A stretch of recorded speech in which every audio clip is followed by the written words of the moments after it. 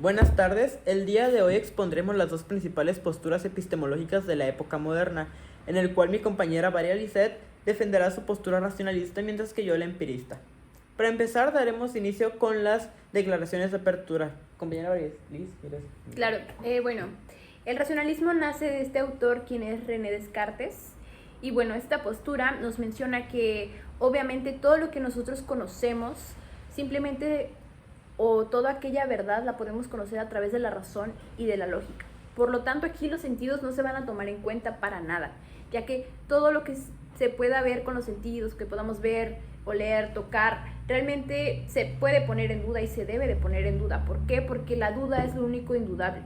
Entonces, si nosotros nos ponemos en duda todo, es mejor de una buena manera para poder nosotros comprobar a través de un análisis, de una síntesis, que es este método cartesiano que vamos a utilizar y que más adelante yo explicaré, que también se va a utilizar o se va a basar en lo que es en la intuición. Entonces, básicamente, creo que como tal los sentidos no es realmente algo que nos muestren algo cierto. Se debe de ver un poco más allá y se debe de pensar y razonar. Bueno, por el contrario, el empirismo, que es una corriente filosófica de Inglaterra dada por varios autores de la época, sostiene que el conocimiento únicamente se puede obtener de las experiencias sensibles, mediante los sentidos. Es por ello que nosotros no dudamos de las cosas que realmente consideramos seguras, como nuestra existencia, por ejemplo, y por el contrario de ustedes, nosotros no creemos que tenemos ideas innatas como la existencia de Dios, más bien tenemos conocimientos que vamos obteniendo a lo largo de nuestra vida. Es por eso que yo te quiero cuestionar a ti. ¿Cómo puedes decir que tenemos ideas innatas, la certeza de algo sin siquiera haberlo experimentado anteriormente? Mira, realmente retomando tu pregunta, estoy en desacuerdo en el aspecto de que dices que realmente no tenemos ideas innatas.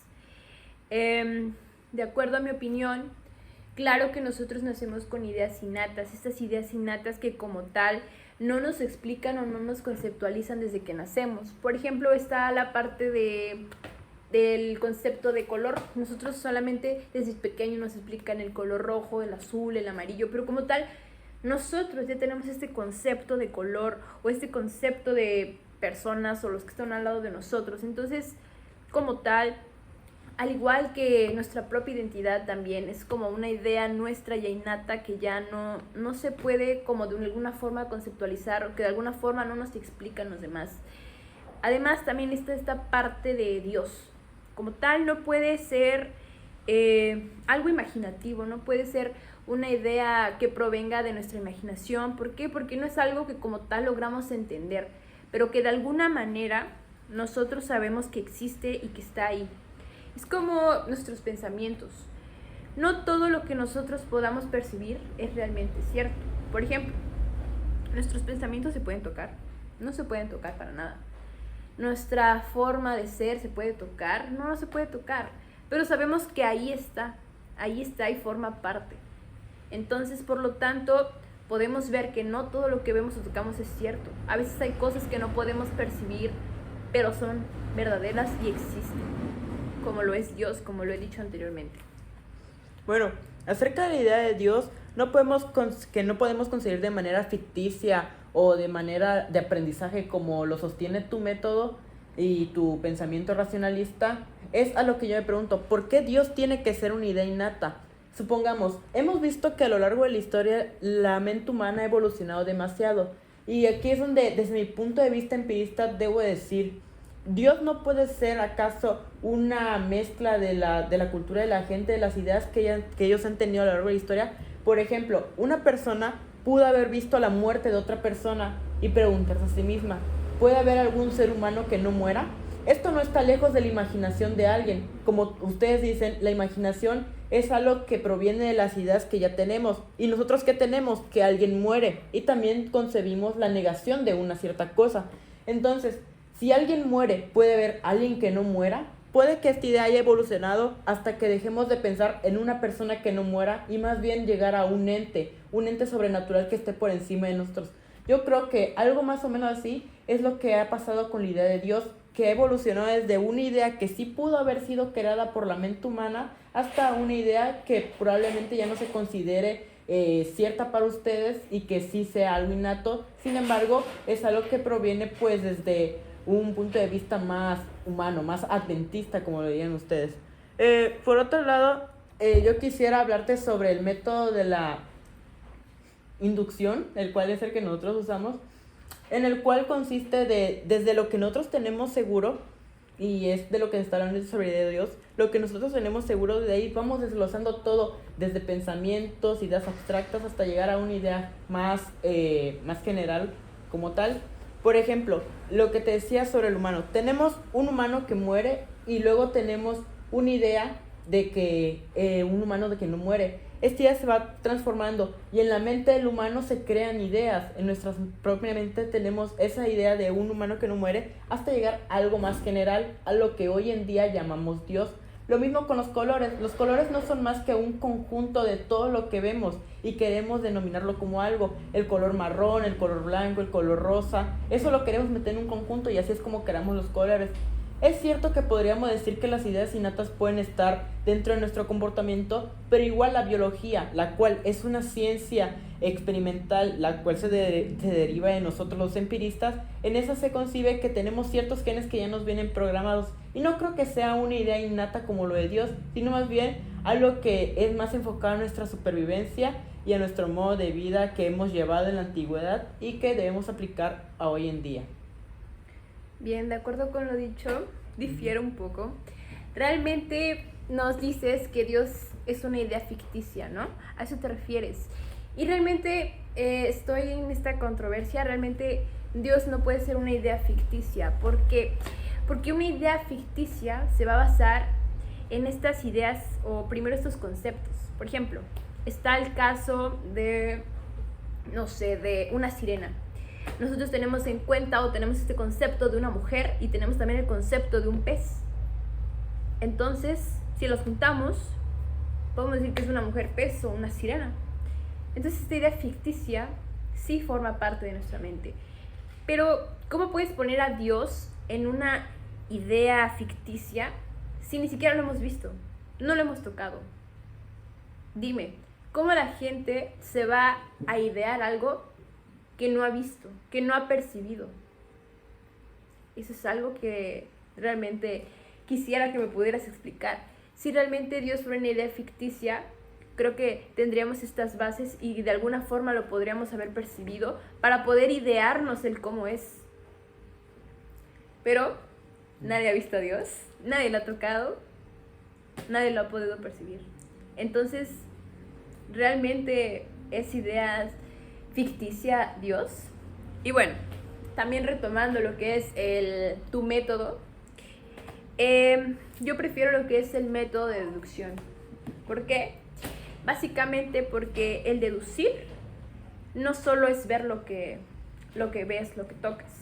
Deducir va un poco más acá, razonar. Se basa en esta razón, en que realmente todo lo tenemos que poner en duda.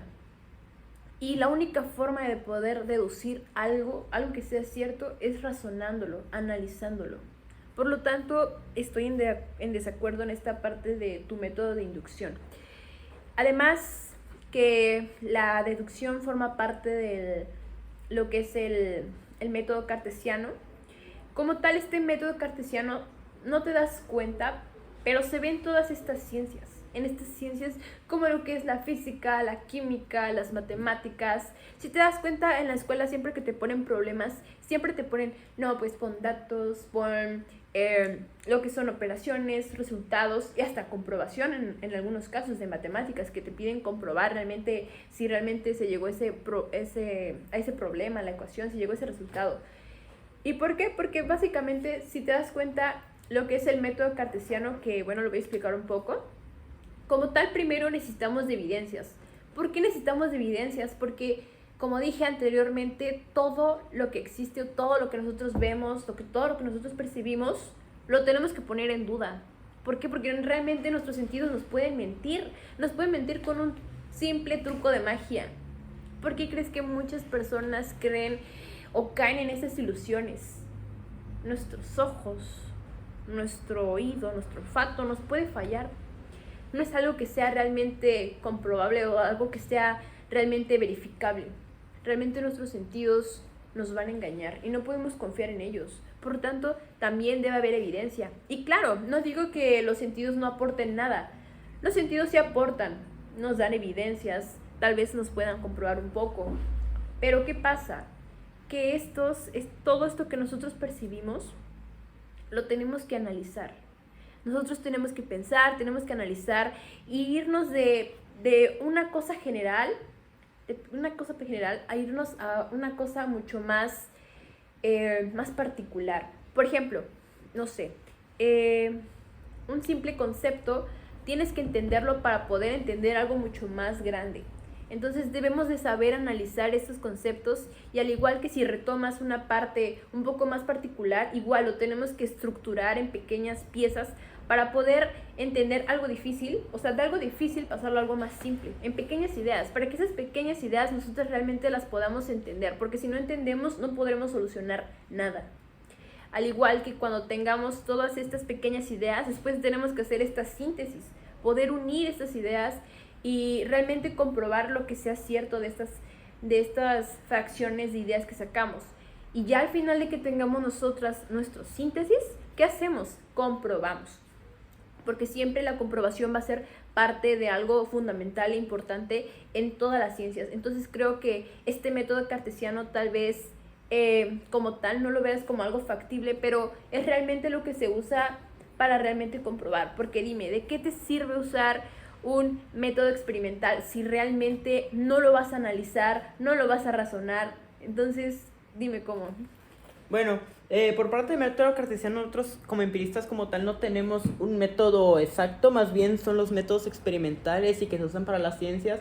Y pues aquí yo por mi parte quisiera concluir diciendo que si bien tu método cartesiano lo veo muy factible desde mi punto de vista, es cierto que el método cartesiano se utiliza más para cosas no tangibles.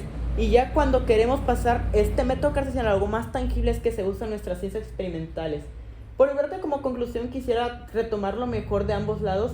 Y es que el método cartesiano más bien es para un estudio, vale la redundancia, en un lugar donde tú te dediques a estudiar esto sin poder comprobarlo experimentalmente.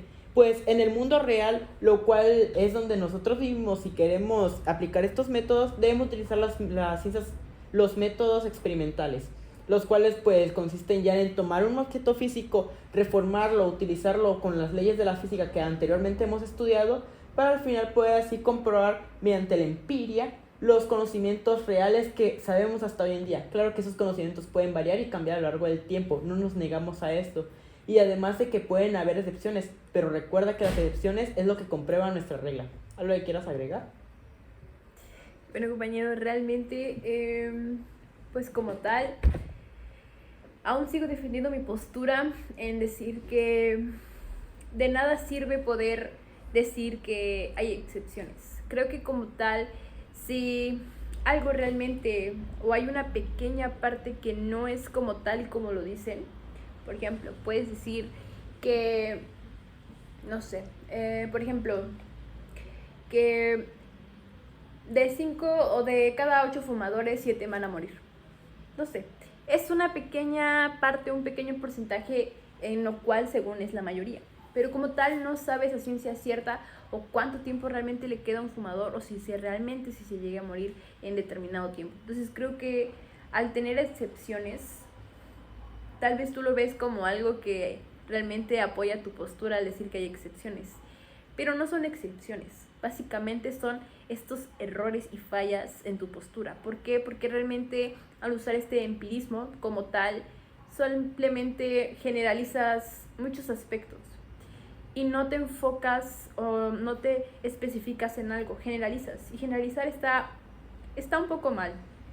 Porque como tal no es algo que ocurra todo el tiempo y como tal no es una ciencia o una verdadera